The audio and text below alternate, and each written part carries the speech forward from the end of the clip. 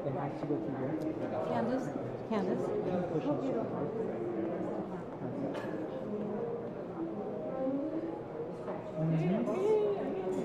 I thought she had one in her bag. Yeah, she did. She submitted it. She should have. You know, like we always do. I've already asked her that. She's not Right. Okay, thank you. The control vehicle? There's no reason for them to have one in New York. Why? It's New York City. Who's driving in New York City?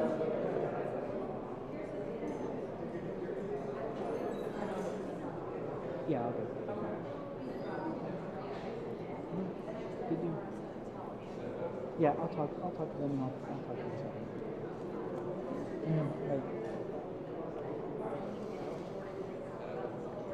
This is a nice French. It's heavy.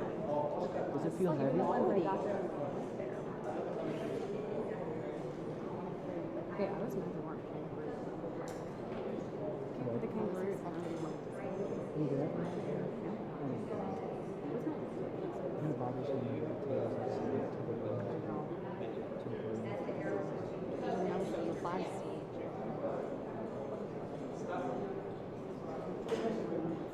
Are they still spreading it? It is this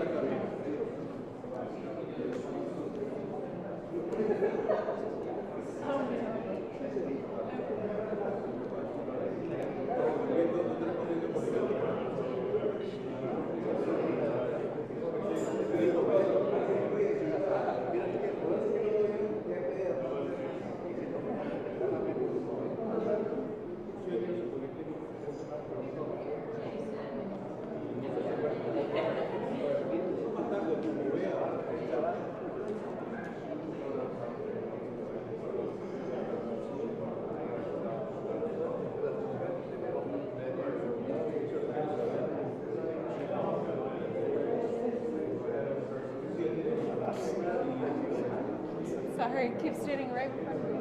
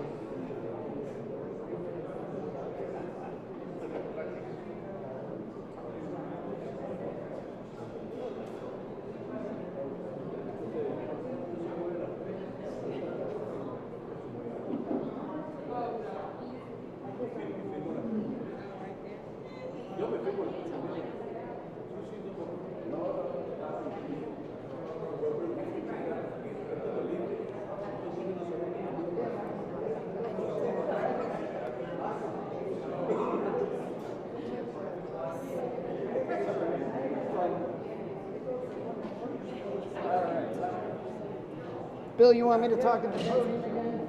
Sure, why not? Belly up to the podium.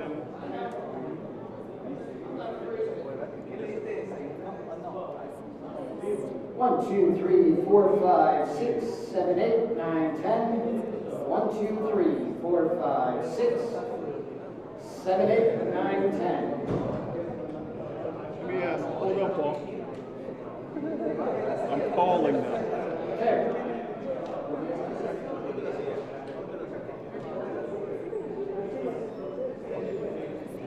See if somebody can listen to Paul. Dean, is anybody? Ahmed. Yes, sir. Dos vasos de... Ya me dio.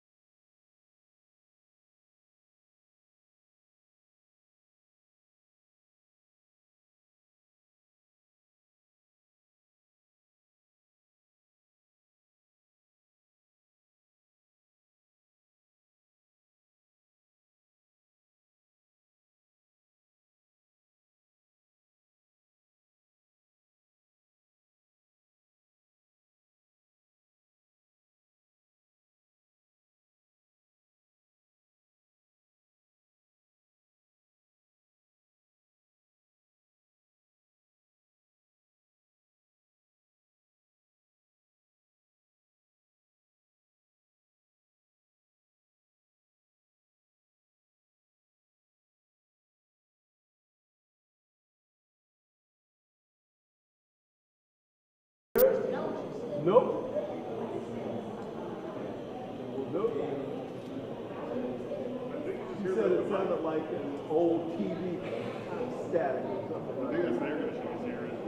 What The is it? biggest air conditioning he's hearing over there. Like, air conditioning. No.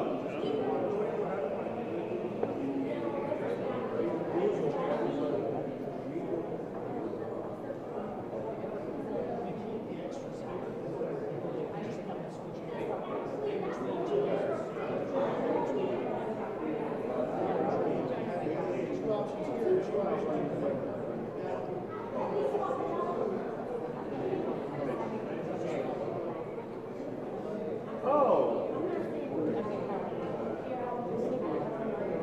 That's uptown. Paul's gonna come around and listen to what I hear.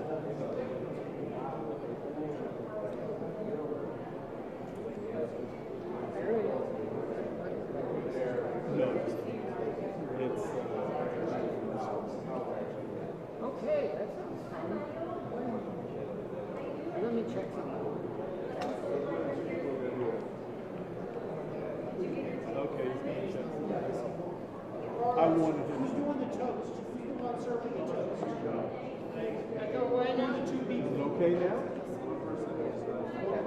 He says it's better now. Two people to speak very good. Mario. Julio.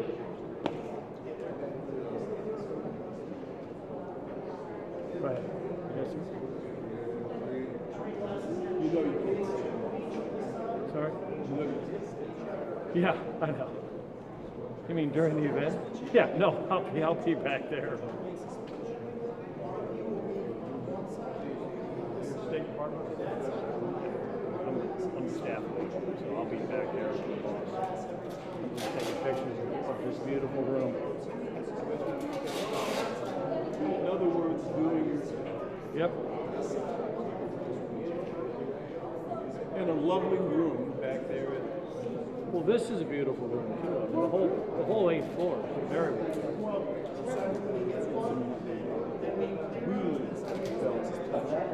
Yeah. We're going to have the back party on the table. Especially on the other side. Yeah. Oh yeah. Ancient. There's something Really, really cool stuff over there. And you can tell. This is like your grandmother's china. You don't touch it. even more than we're talking about Benjamin Franklin. So it goes way back. Yeah. I have a And Benjamin Franklin's friend. yeah. So we don't touch it.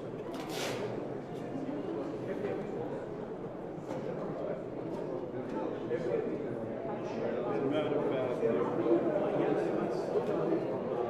charged with carrying.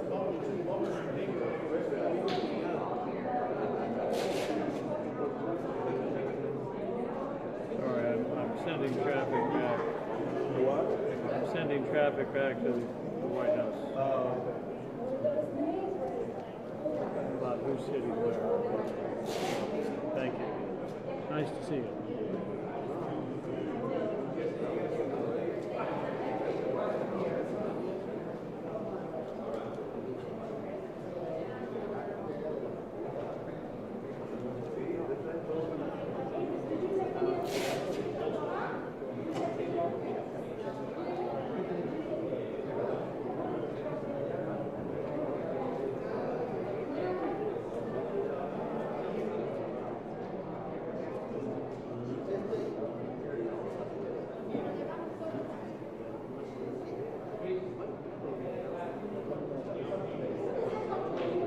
Marlon, you're gonna have to turn that.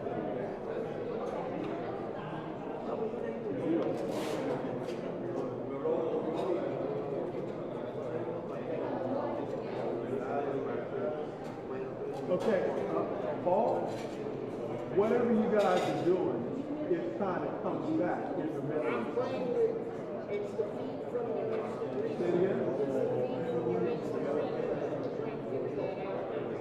Okay.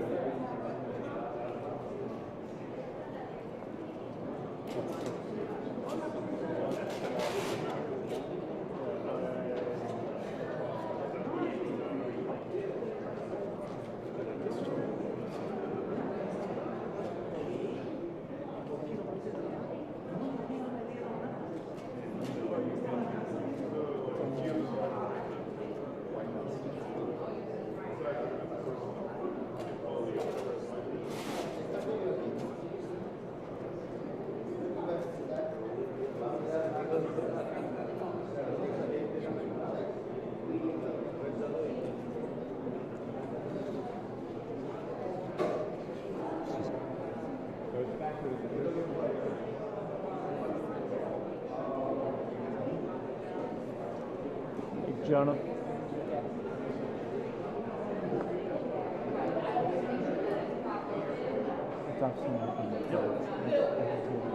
But now the podium is centered to the room. The table is not centered to the room. Nor is the carpet. He says it's good.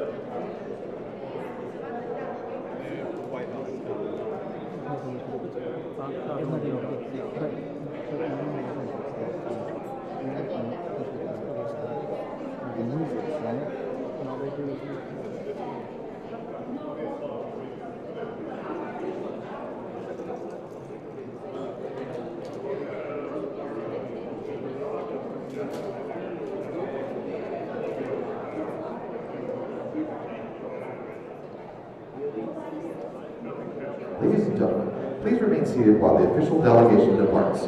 Ladies and gentlemen, please remain seated while the official delegation departs. Ladies and gentlemen, please remain seated while the official delegation departs. Ladies and gentlemen, please remain seated while the official delegation departs. Ladies and gentlemen, please remain seated while the official delegation departs. Ladies and gentlemen, please remain seated while the official delegation departs.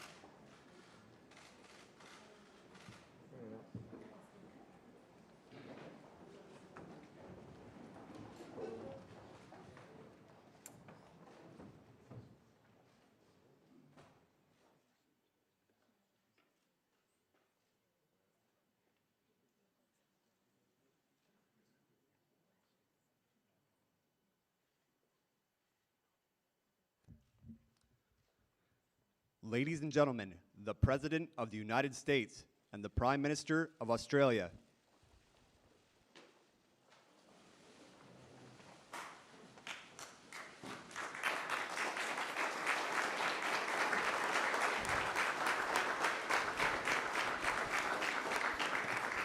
Well, thank you very much. Please.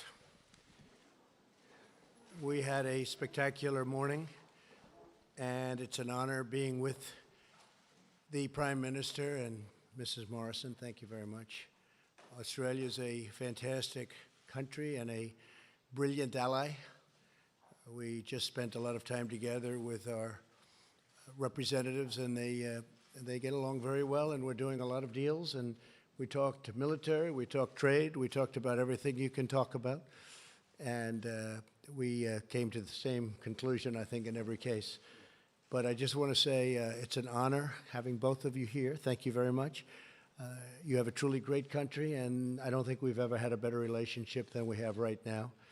And tonight we're going to have something very special in the Rose Garden, and based on all of that money we spend on all of that weather predicting equipment, they're saying no chance of rain. Let's see if that's right. If it is, we'll run right back into this room. But we're going to have a fantastic evening. And First Lady, thank you very much. You worked very hard on this. So it's not going to rain. It's going to be a beautiful evening. And great job. Really great job, honey. Thank you. Please, Scott. Thank you, Mr. President, and Mrs. Trump. We thank you also very much for the incredibly warm and generous welcome that Jenny and I and our delegation have had here in Washington and this great home of the American presidency, and indeed your home. One of the many things that the President and I share in common is a passion for jobs. And the job performance here in the United States, the jobs that are being created in Australia, the jobs that change people's lives. You know, when people get a job, they got choices. And Australia and the United States, we're committed to creating jobs. And whether it's in trade or it's whether in looking at the future and where those jobs are going to come from, we want our people to have those economic opportunities. I commend the President on the great work he's done in creating jobs here in the United States, and we're doing the same thing in Australia. And if we want to keep creating jobs, then this partnership is a big part of that, and that's why we're pleased to come together here. We share objectives in so many areas. We share common values. We share beliefs. We've shared a wonderful century together, and now we're going to have another great century together of mateship. So thank you, Mr. President, and thank you for the opportunity for the discussions we've had today. We are very much looking forward to the state dinner this evening, and Mrs. Trump, you're doing something special there tonight. We don't know if it's the first ever, but as the President said, perhaps the first ever, and that's just another great innovation, which is part of this wonderful visit. So thank you very much. Well, thank you very much, Scott. It's a great honor. Go ahead, please. Mr. President, you've been negotiating with the Chinese, and there seems to be a possibility in terms of a China trade deal that they might actually offer some agricultural purchases. Is that going to be enough for you, sir, No. in order to get a deal done? What do you need to see at this point to get that deal past the finish line? We're looking for a complete deal. I'm not looking for a partial deal. China has been starting to buy our agricultural product, if you noticed, over the last week, and actually some very big purchases. But that's not what I'm looking for. We're looking for the big deal. We've taken it to this level. We're taking in billions and billions of dollars of tariffs. China's devalued their currency, and they're putting out a lot of money into their economy. And they have a very bad economy right now, and I don't want them to have a bad economy. But it's the worst in, they say, 57 years. 2 weeks ago it was the worst in 22 years. Now it's 57 years, and it's only going to get worse. Their supply chain is being broken up very badly, and companies are leaving because they can't pay the 25, soon to go to 30% tariff. And we have 30% very shortly on $250 billion. We have another tariff at a slightly smaller number, as you know, on about $300 billion worth of goods and products. So they would like to do something. As you know, we're talking a little bit this week, talking a lot next week, and then top people are going to be speaking the week following. But I'm not looking for a partial deal. I'm looking for a complete deal. Do you feel you need that deal before the election, sir? No, I don't think I need it before the election. I think people know that we're doing a great job. I've rebuilt the military. Scott and I were talking about that. We spent $1.5 trillion. When I came in, our military was depleted. Frankly, we didn't have ammunition, okay? But our military was in very bad shape. We've rebuilt the military. We've got one of the strongest economies. Mike Pence actually got some, who's right here, a great vice president. He was talking yesterday, and he called me. He says, boy, these numbers, these consumer numbers are incredible. The retail numbers that came out 2 days ago that really weren't reported were really, I mean, just incredible numbers. You know that very well. That's your world. And some other numbers. We're doing very well. Our economy is very strong. And China is being affected very badly. We're not. We're not being affected. In fact, we're taking in many billions of dollars. And China's eating that. You know, China's eating the tariffs because of the devaluation. Now, that doesn't happen with all countries. China's China. And they know what they're doing as well as anybody. My relationship with President Xi is a very amazing one, very good one. But we have right now a little spat. But I think we're doing very well. Our country is doing well. You look at so many different things. Look at all of the regulation cutting that allows us to do what we did. Look at what happens 3 days ago where you have an attack like that, and it takes out a big chunk of oil, and the price goes up $4, $5, and now it's heading down rapidly. That tells you that would have happened years ago. It would have gone up $50. It would have doubled. And this was a blip. So it's been really amazing what we've been able to do. I think the voters understand that. I don't think it has any impact on the election. Now, if something happened, I think that would probably be a positive for the election, but that's okay. I do think signing USMCA on a bipartisan basis with Nancy Pelosi and Chuck Schumer and everybody else, very bipartisan. I think that's very important for our country. And I would certainly be willing to say that's a bipartisan deal. But I think that's very important for our manufacturers, for our farmers, even for unions. They want that deal done. And so hopefully that's going to be put up to a vote very soon. There'll be very little cajoling of the Democrats because most Democrats want it too. But the USMCA is ready to be voted on. It's finished. Mexico has taken their final votes. Canada is willing to do that anytime we want them to. They're all set to go. And we need that for we need that for our country. It's a great deal. It's a great deal. Thank you. And for the Prime Minister, sir, your economy is to some degree caught in the cross-currents between the United States and China. What did you say to the President about what your ideal outcome is here for a China trade agreement between the United States and China? Well, thank you. Look, obviously, we're keen to see the United States and China be able to come to an agreement, but what is always necessary is deals have got to be fair, deals have got to be good deals, deals have got to be sustainable deals, and I think one of the things we've seen, Australia has benefited greatly from the economic growth of China. We have a comprehensive strategic partnership with China and a free trade agreement with China. And they have grown and they have become, you know, a substantive economy in the world. And once you sort of get into that level, then you need to be able to be playing to the same rules as those other developed nations. And I think this is, you know, the new generation of deals I think we'll see China do, which the President has been working on, and he's been working on it for some time, and we wish him well in that process. There are some real serious issues that have to be addressed in that deal. Things like intellectual property, that's a big issue, and it needs to be addressed. So we look forward to them achieving it, and that providing, I think, the broader certainty and stability to the global economy, which all nations will benefit from. And we could do, Scott, a very big deal with China, and it could go very quickly, as you know, but it wouldn't be the appropriate deal. We have to do it right. And that's a very complicated deal with intellectual property protection. We have to do that and other things. I could leave lots out and have a deal very quickly, but we want to do it right. Please. Yeah, sure. Andrew.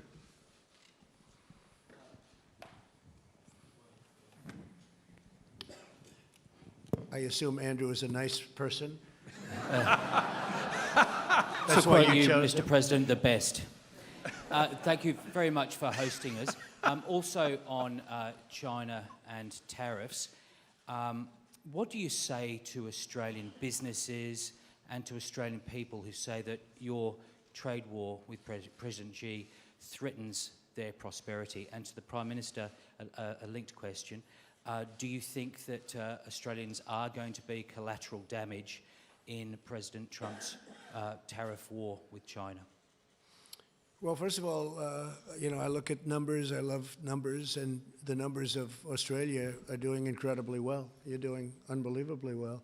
When we have a deal with China or not, but when we have a deal with China because they want to make it perhaps more than I want to make it. Because I actually love all that billions of dollars that's pouring into our treasury. Billions and billions of dollars. We've never seen that before from China. It's always been the other way. But and I'm taking care of our farmers out of that. We're helping our farmers. Our farmers were targeted, and they were targeted for $16 billion, and I made that up to them. We paid them the $16 billion and had tens of billions of dollars left over. So I will say, though, that Australia is doing very well. If we do end up doing a deal, Australia will do even better. And we were discussing that, but Australia will be one of the big beneficiaries of a deal. And in the meantime, as you know, I did tariff relief with respect to a certain product in particular coming out of Australia. And that's something that we wouldn't do for anybody else. This has been a truly great ally, and we work very well together. But your numbers are absolutely fantastic. Your economy is strong like ours. And I think we're two real examples of two countries doing extremely well. Some countries aren't doing so well. That's Europe true. is not doing well. Asia is not doing, large parts of Asia are not doing well. China's not doing well. Please. Thanks. Mr. President, Australia is in its 29th year of consecutive economic growth, which is an extraordinary national achievement, and we will continue to grow as our most recent national accounts demonstrated.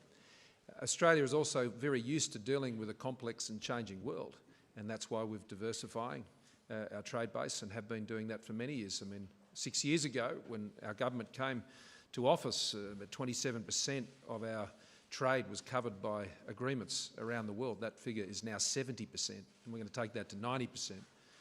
And that's important, and that's opening up opportunities. So there are ebbs and flows that go in the global economy, and Australia has built up a resilience through the broad-based nature in which we're taking our economy to the world.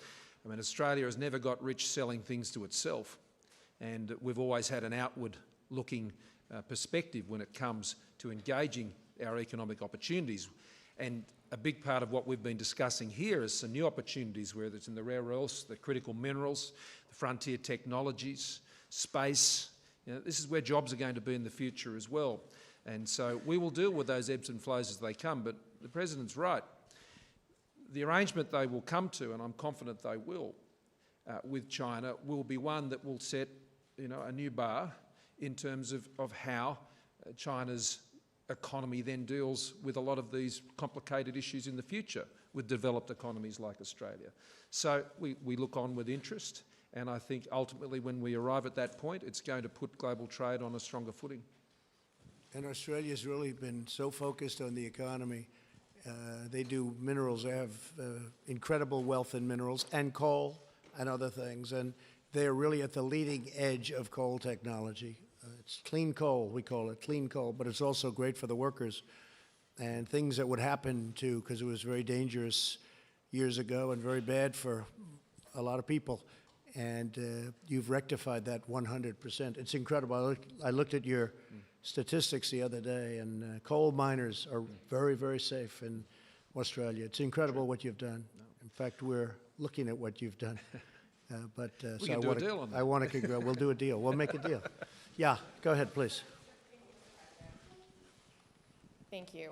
In the midst of these escalating tensions with Iran, you've now named a new national security advisor, Robert O'Brien. Yes. What is he recommending to you in terms of dealing with the latest strikes on Saudi Arabia and the response? And then secondly, you announced new sanctions on Iran. Secretary Mnuchin said that this affects the last available funds for that regime.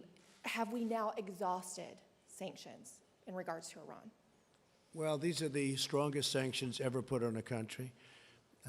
We are at a level of sanction that is far greater than ever before with respect to Iran. Today we did central bank, as you know, and we'll see. We'll see. They're having a lot of problems, not only with us, they're having problems within their own country, and I think they have a lot of self-made problems. We are by far the strongest military in the world. Going into Iran would be a very easy decision, as I said before, be very easy, the easiest thing. Most people thought I would go in within 2 seconds, but plenty of time, plenty of time. In the meantime, they have a lot of problems within Iran. Iran could be a great country, could be a rich country, but they are choosing to go a different way. There'll be a point at which they'll be very sorry for that choice. But I think I'm showing great restraint. A lot of people respect it. Some people don't. Some people say, oh, you should go in immediately. And other people are so thrilled at what I'm doing. And I don't do it for anybody. I do it for what's good for the United States, what's good for our allies. And it's working out really very well. As far as Robert is concerned, Robert, maybe you could stand up. Robert O'Brien has done a fantastic job for us with hostage negotiations. I think we can say that there has never been anybody that's done better than you and I as a combination. We've brought many people home, and we brought them home quickly. Speed is a very important thing I find with hostages. It's really something. I had dinner the other night with the Warmbier family, an incredible family. The whole family and some of Otto's friends, in addition to the family. We had 25 people over on Saturday night, and we did that dinner in Otto's honor. And it was a beautiful thing. It was a beautiful thing. First Lady and I, it was very, it was very touching and really very beautiful. We talked about Otto. And I will tell you that people should have moved faster. And Robert and I were talking about that. Should have moved faster. He was there for a long time. You got to move fast. With hostages, you have to move fast. All of a sudden, it gets very hard for the other side to do anything. And sometimes it's just too late. In the case of Otto, it was very late. We got him home, but he was in horrible, horrible condition. What happened to him was actually incredible, just horrible. But you have to move fast. Robert and I have been really successful. And the reason I know him so well, I actually work hard on hostages, I think you would say. I think most presidents wouldn't do that, but I do.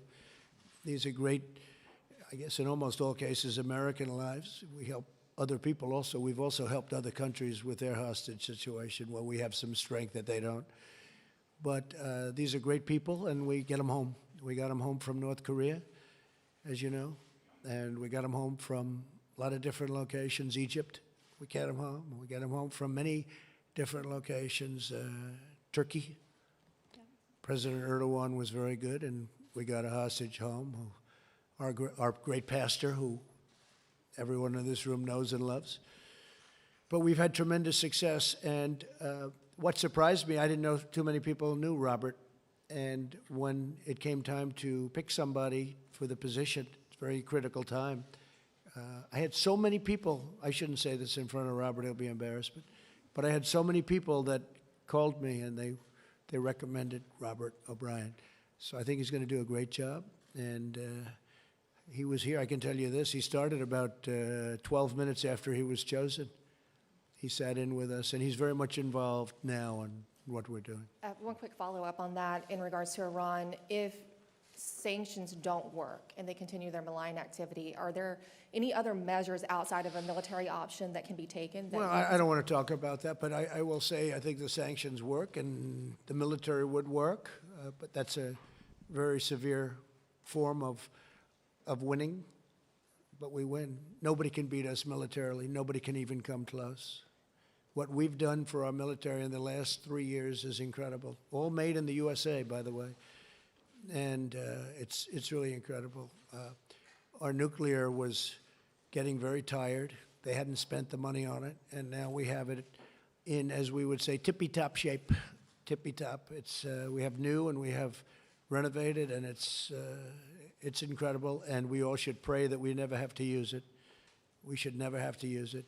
And our military itself is in phenomenal shape. And we have a great gentleman, as you know, going to be taking over, Joint Chief of Staff. Joe Dunford has been fantastic. He's a great man and a friend of mine. But General Milley is going to be taking over, and it's going to be, we're going to have a little bit of a celebration, both for Joe and for everybody. And, you know, as you know, our Secretary of Defense has just come in, Mark Esper, and he's been here for a short period of time, but he's got tremendous energy. He's got it. He knows it. That's what he's been doing for a long period of time. From the day he graduated or maybe I should say from the day he started at West Point, where he was a top scholar, etc. So we have incredible people. And Steve Mnuchin's here. We did the sanctions today, and I think they're probably, Steve, the strongest that have ever been put on a country. We will certainly never do that to Australia, I promise you. Then one for the Prime Minister, if I may. Mr. Prime Minister, you have been very tough on Huawei, even under pressure. You've been very consistent with the ban, even though you've said you have a good working relationship with China and they're important for your economy. Do you plan to continue to support the United States in the tough stance on China? And can you give any more specifics about what you've told the President you would do to help in his measures to reach a fair trade deal? Well, first of all, I mean, we have the most perfect of relationships with the United States, and goes back a century and more, as the President was reminding us on the lawn this morning. We have a comprehensive strategic partnership with China. This is the part of the world in which we live, and managing that relationship is important to Australia's national interests. One thing I can always assure you, and I think the President can say the same, we will always, both of us, act in the national interests of our countries. We will always put our country's interests first. And that means engaging countries in our own region, not just economically, but at a people to level as well. We have a lot of operations we do together right across the world, militarily, and we'll continue to do those. But the focus, I think, at the end of the day, has to be what's best for our people. And that means a stable, secure region, and the presence of the United States in the Indo-Pacific, where they have been for a very long time, is a stabilising force in the region. And what does that mean? It means that countries can trade with each other, economies can develop, people come out of poverty. The United States has had a positive presence in our region, and that's why we always work together, because we share objectives. It isn't a matter of the United States saying to us, we need you to do this, or Australia saying to the United States, we need you to do this. It's about us having shared objectives and looking through the world through a similar lens. And so that just naturally brings us together to focus on the things that promote prosperity. As I started out in my remarks today, we love jobs, the President and I. We love jobs. And we like them jobs here, and we like jobs everywhere. And when people have jobs, well, they tend to focus a bit more on the things that are going on in their lives every day, and making sure they can live peacefully with each other. And one of the things important, I think, is during our meeting, we discussed, I said, what percentage of your military do you buy from us? And it's the answer was we work it together, or it's about 100%. It's close to 100%. And we make the best equipment. He understands that. But it's a real relationship. They buy 100% of their military, and it's a massive purchase. And it's gotten bigger. I guess you said the biggest purchase since World War II. Yeah, we'll be at 2% of GDP next year, and that comes up from what was the lowest level of defence spending as a share of the economy since prior to the Second World War. So it's a $200 billion investment, and a lot of that's being built in Australia, but it's also being built in partnership with the United States and other allies. So it's an important part of what we're doing. But I think David Crowe from Australia was next. Thank you very much. David Crowe from the Sydney Morning Herald and The Age. Further on the questions on Iran, Mr. President, you've praised the Australian commitment today to deal with Iran in the Persian Gulf. And in your talks today with Mr. Morrison, did you discuss further military action in order to keep the pressure on Iran? What might those military actions be, and what could Australia contribute to that?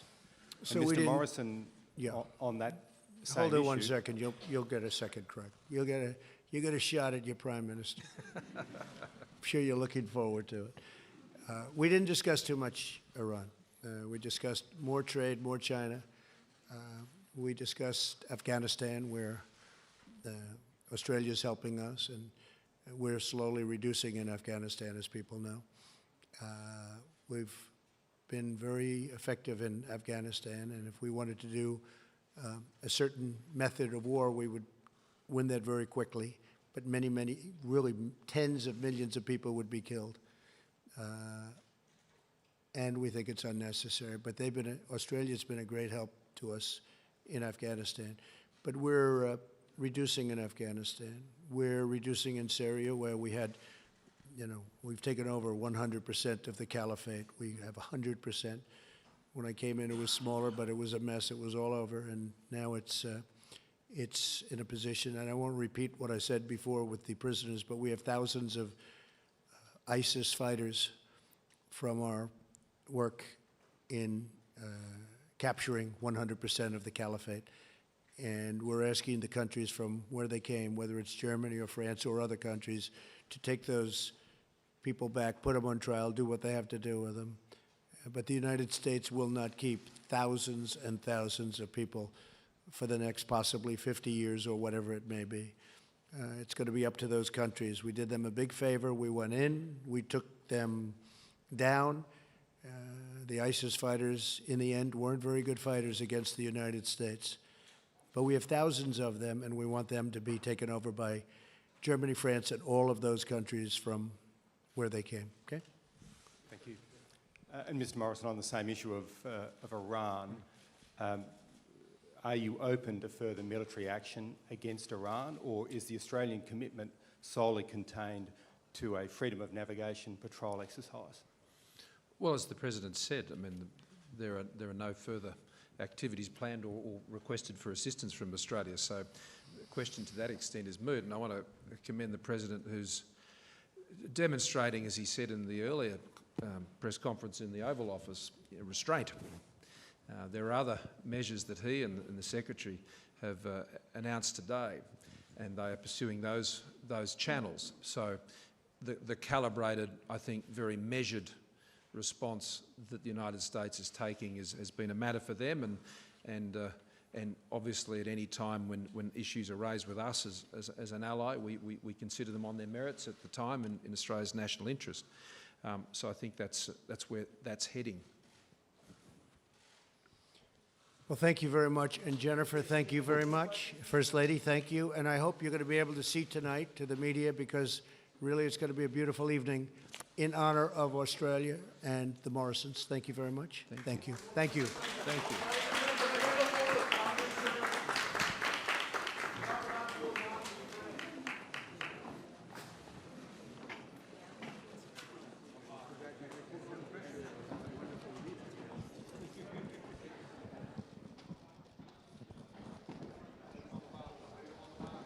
I do.